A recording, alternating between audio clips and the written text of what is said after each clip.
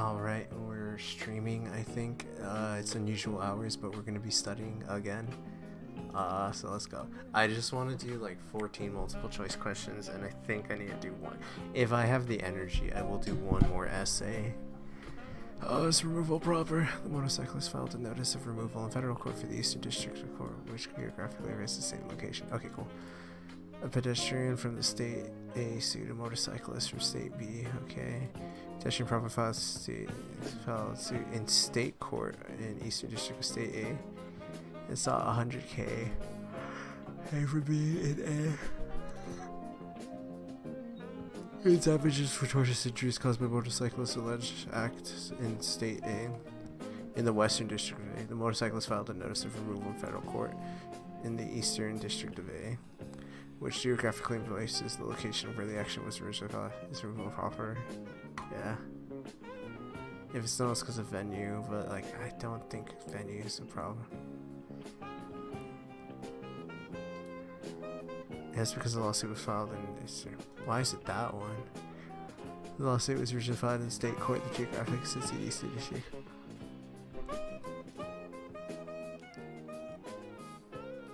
Oh, this is not the correct basis for removal. Removal is proper because the federal court in the Eastern District of State is an appropriate venue. I freaking hate these simulated questions. I just don't think they ask them properly. Which of the following is not an accurate statement concerning the arrangement between the manufacturer and hardware wholesaler? U.S. manufacturer on the West Coast gave a hardware retailer who was relocating to the East Coast the following letter of introduction. Okay. This will introduce you to my good friend and former customer, a hardware retailer. So the U.S. manufacturer gave a hardware realtor. This will introduce you to my good friend and former customer, a hardware realtor, who will be seeking to arrange the purchase of hardware inventory from you on credit. If you will let him have the goods, I will make good of any oh, okay, so this is a surety. The retailer presented the letters to the hardware reseller.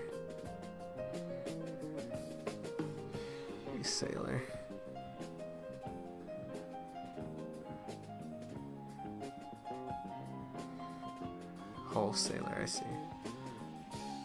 Who then sold and delivered the 20,000 worth of hardware. The following is not an accurate statement.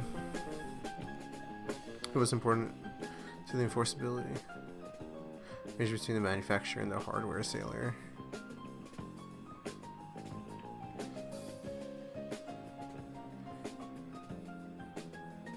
So between the manufacturer and the hardware seller. It was important to the enforceability of the manufacturer's promise to the wholesaler that it isn't. Yeah, that's true. The surety should be in writing. Extending to the credit the hardware is effectively accepted.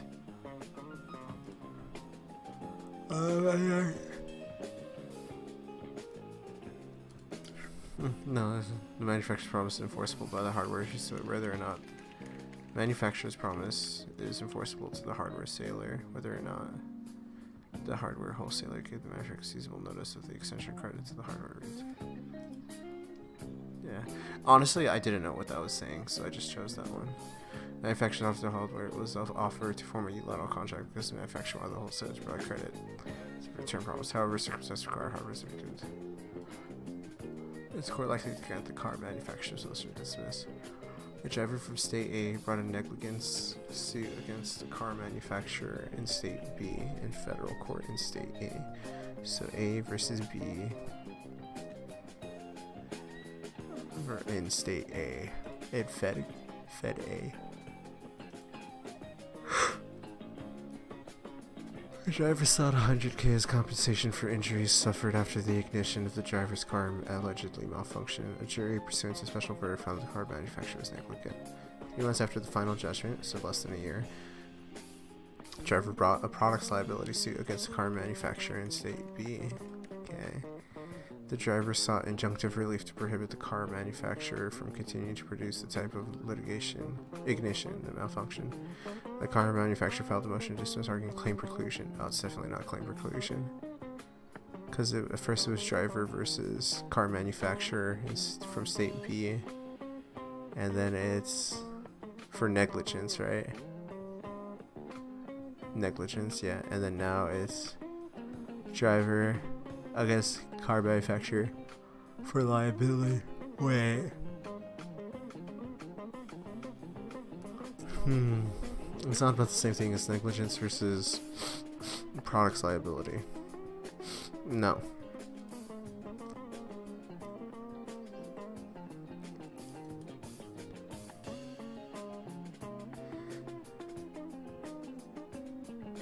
To the court. That's not correct. What? Why is it not? This is simulated. I freaking hate simulated ones so much. Ugh, they're so stupid. The driver won the first lawsuit, so the judge emerged with the driver's claim of negligence against the car manufacturer.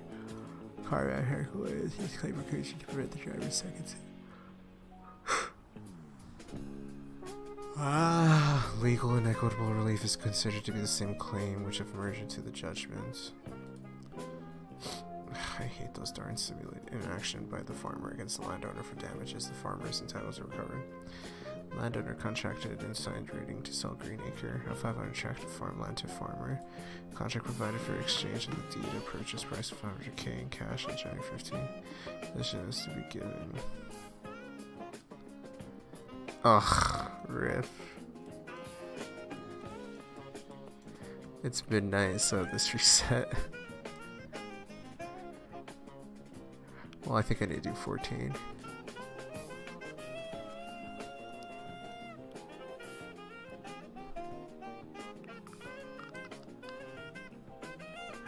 A landowner contracted and signed writing to sell Greenacre to farmer. The contract provided for the exchange of the deed and purchase price of $500K on January 15th.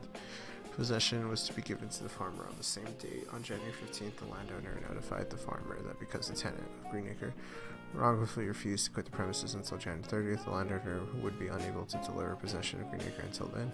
But he showed the farmer that he would tender the deed permission then. At the month of January, the market value of Greenacres are on January 30th, the farmer accepted conveyance of possession of Greenacre and paid $500K purchase price. He notified the landowner that he was reserving any rights that he might have to damages caused by the landowner's breach. Farmer intended to use the land to raise cattle and had entered into a contract for the purchase of 500 head cattle to be delivered on January 15th.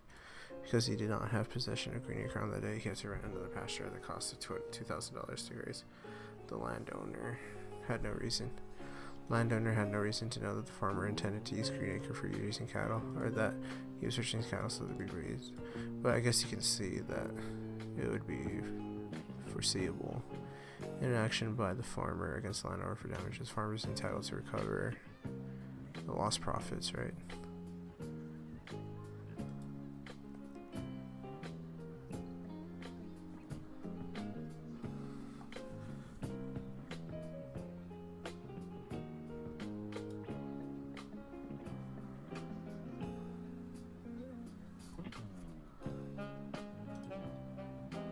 Dang, I really gotta go with my gut. Why would it not be D? Was not reasonably foreseeable. I thought it was, though, so go with your gut, you know? You just gotta, if you think it's one choice, just go, unless you're absolutely crystal clear that it's another one. A contractor, citizen, state AC demand, a citizen, state B, in state B, state court, the one count complaint alleged breach of contract requested damages in the amount of $79,000 and demanded a jury trial pursuant to state B rules that provide the right to jury to contract disputes, and argued the state court judge that the contractor is not entitled to jury. That the contractor had a jury.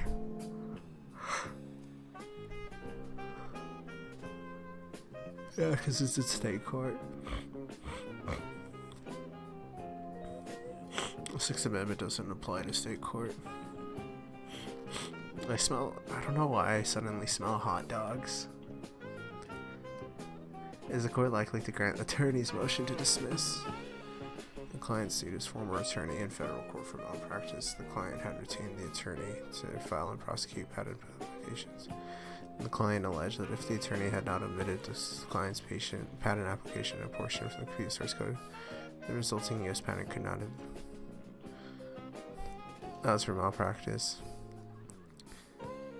If he had not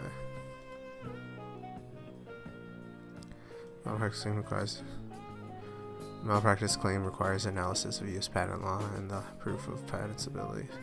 Claims arising under U.S. patent law are within the exclusive instance of former client's complaint. The attorney moved to dismiss for lack of subject matter jurisdiction. A client sued the attorney, right? The client alleged that if the attorney he's suing for malpractice,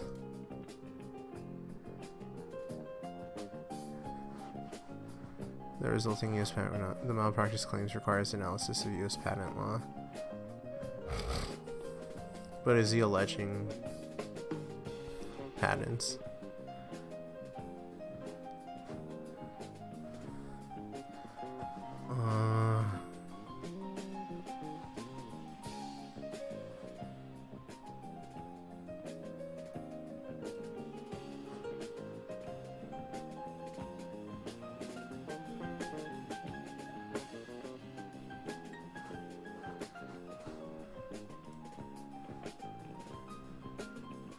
I really hate these simulator. I just think they're worded in like a stupid manner.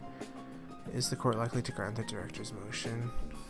A writer sued a film director in federal district court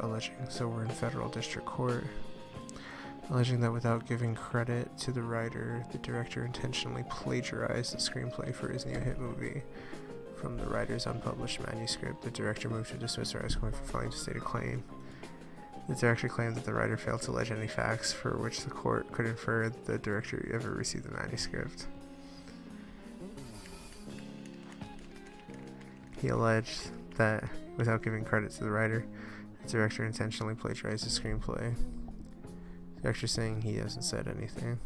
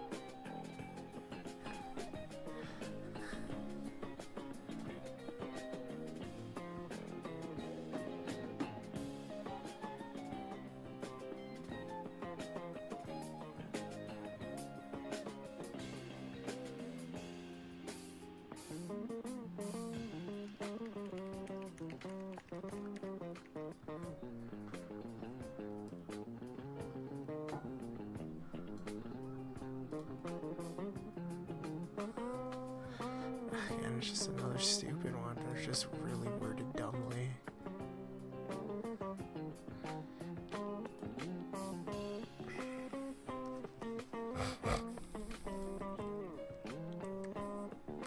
Bus passenger was seated next to a woman who he did not know. Woman stood to exit the bus, leaving a package on the seat. The passenger lightly tapped the woman on the back to get her attention. To inform her that she forgot because the woman had recently had back surgery. The tap was painful and caused her twist to seriously injure her back. Here's the thing. Normally, you take the plaintiff as you find them, right? But I think he lightly tapped him, and I think there's an implied consent of, like, the everyday, like, touchings of life. If that's, like, if you're in a bus, right, you're gonna bump against people because it's crowded, right? So, like, the law says that you, like, impliedly consent to that just by going on a crowded bus. And I think normally, in any other circumstance, he would be liable for the back injury, but this time, no. Yeah, the ordinary contacts of daily life. There is no way 78% of people remembered that one tiny random rule. I highly doubt that. Will the niece succeed in an action of $1,000 against the debtor? The debtor $1,000 contractual obligation to the creditor was due on July 1st. June 15th, the creditor called her niece and said, as my birthday gift today, you may collect July 1st the $1,000 the debtor owes me. So now she knows her rights. She can enforce it as a third-party beneficiary. Creditor also called the debtor and told him to pay $1,000 to the niece on July 1st. July 1st, the debtor saying that he did not like the niece and wouldn't pay anything to her. paid $1,000 to creditor who accepted it without objection. Yes.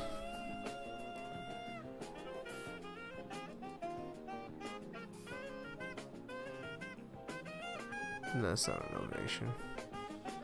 I think you have to be pretty. What? Oh, it's because she didn't pay it. Dang it. Although contract rights generally are freely assignable, when a contract right is assigned to a party gratuitously, the assigner retains the power to revoke. That's right, I jumped the gun. Always check if there's consideration. What is the toy manufacturer's strongest argument for dismissing the case? State A statute provides to be registered to do business, a company must authorize Secretary of State to receive service or process on his behalf. However, the statute is silent on whether Secretary of State must provide notice to companies when they have been served. But we'll keep listening to just the two of us. This remake is really, or cover, whatever, it's really good. Let's listen to this.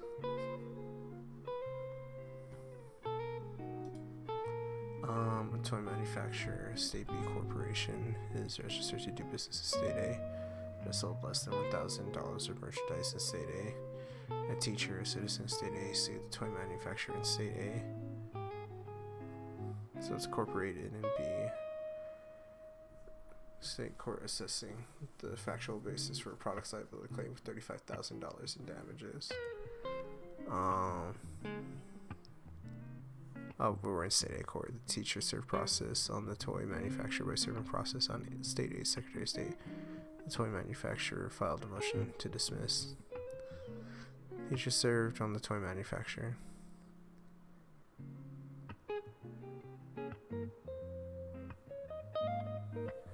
Teacher served process on toy manufacturer by serving State A Secretary of State.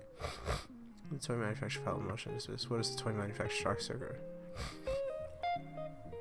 It would be that it received no notice, I guess. No, we're in state court. Subject matter doesn't matter.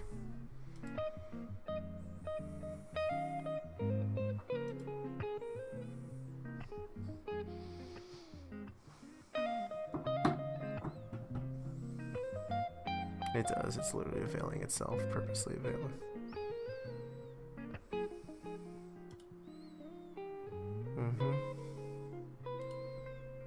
That was pretty easy. Should the stockholder be permitted to testify his opinion? Stockholder pursued a corporation for losses he allegedly suffered. The price of the corporation, the price drop occurred shortly after it was publicly revealed that the corporation had false earning reports. At trial, a stockbroker seeks to testify that, in his opinion, the drop in the corporation stock was directly attributable to the public revelation about the... He has no formal education. I think that's too much then.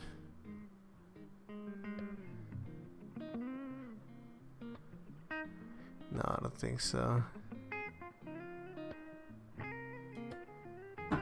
He's not qualified to offer opinion testimony outside. This person just echo. No, I think he could still testify.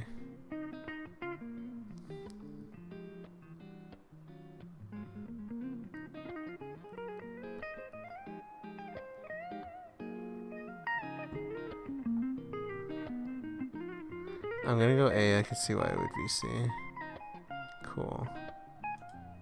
Why is it not C? Inadmissible opinion is the cause of the question.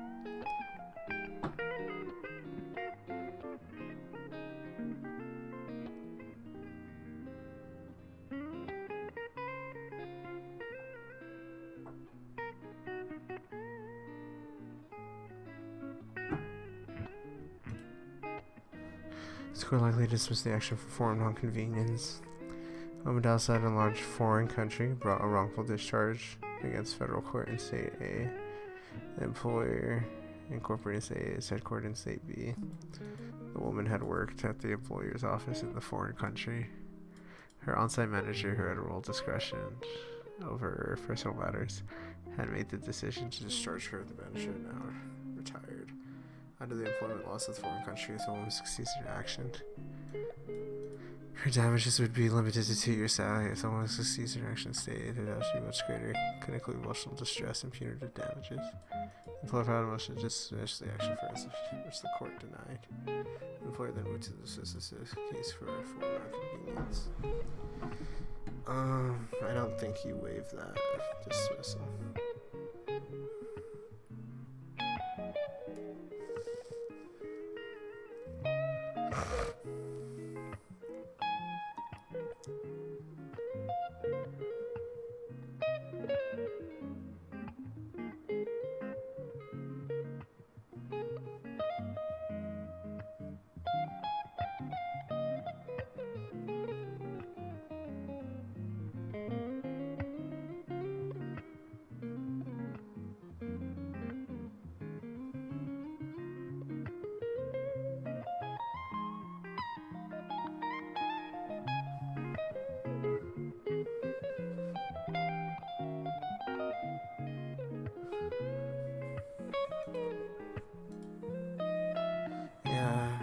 Anytime you really see a foreign thing, like that's pretty much what foreign non-convenience really only does.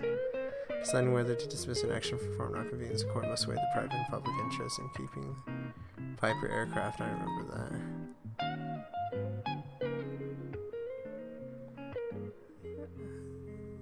Next question. What is the likely outcome of the suit?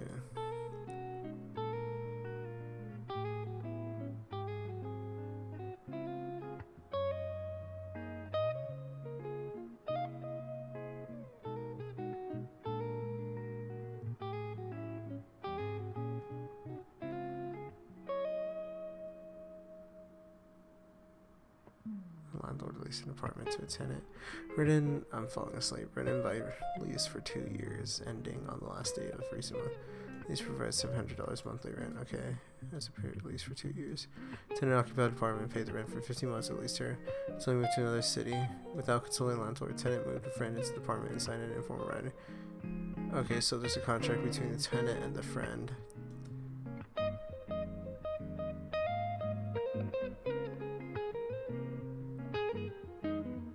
So this is it's either assignment or what's it called, a sublease.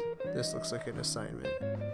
The friend made the next 4 monthly payments. And famous the landlord. For the final 5 months of the lease term, no rent was paid to anyone.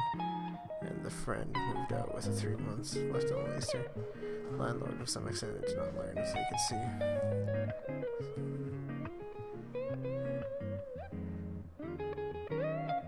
So he has estate over the friend and then privity of contract with the tenant.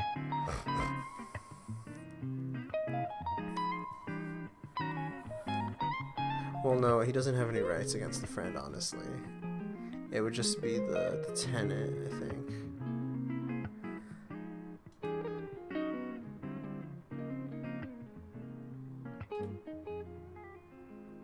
Both the tenant, really? I misunderstood that.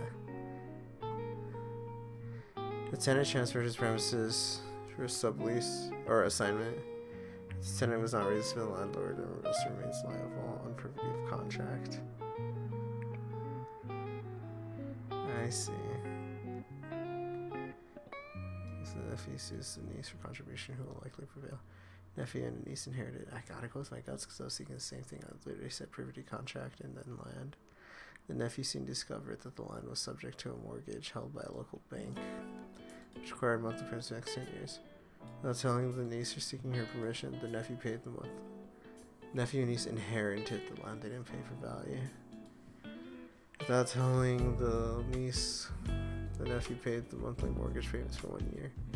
The nephew then demanded immediate payment for the niece or half the mortgage payments he had made. The niece refused. The nephew sues for contribution, who will prevail. The nephew, because the doctrine of exoneration. The nephew, because of without his payments, the bank could have foreclosed the mortgage and they could have lost the land.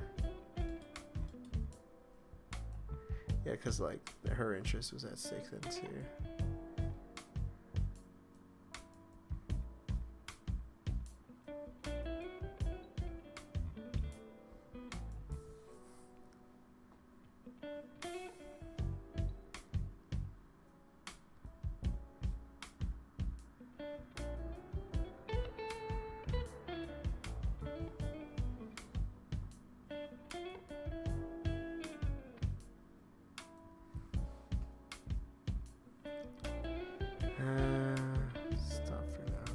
What the heck is exoneration? At the time of death, the fish requires land that is subject to mortgage, legacies, and claim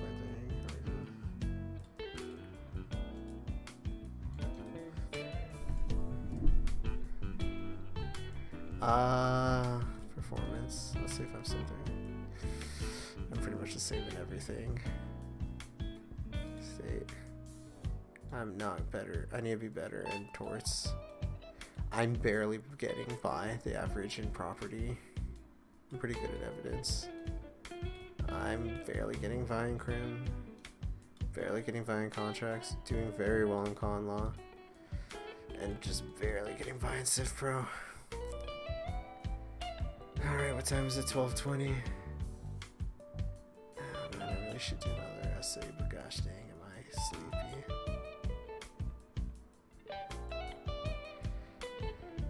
This is gonna be a short. I did study today.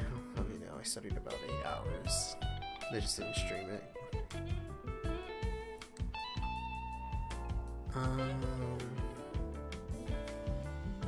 God dang. What? National.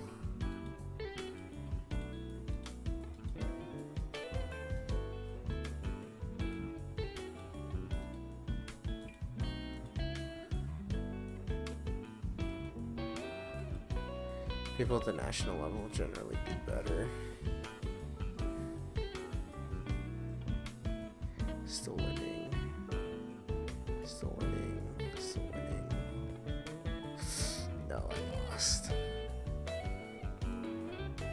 I heard anything above 60, you should be good. Just keep working on.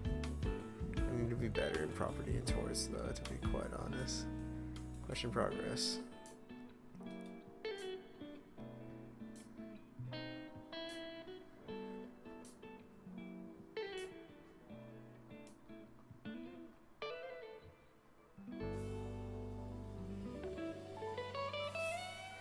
Oh my god, my brain froze. Tomorrow I need to do a practice exam. I haven't done an exam in a while. Last exam was 27th, yikes. Definitely gotta do a practice exam. Let's see what property question 1 is.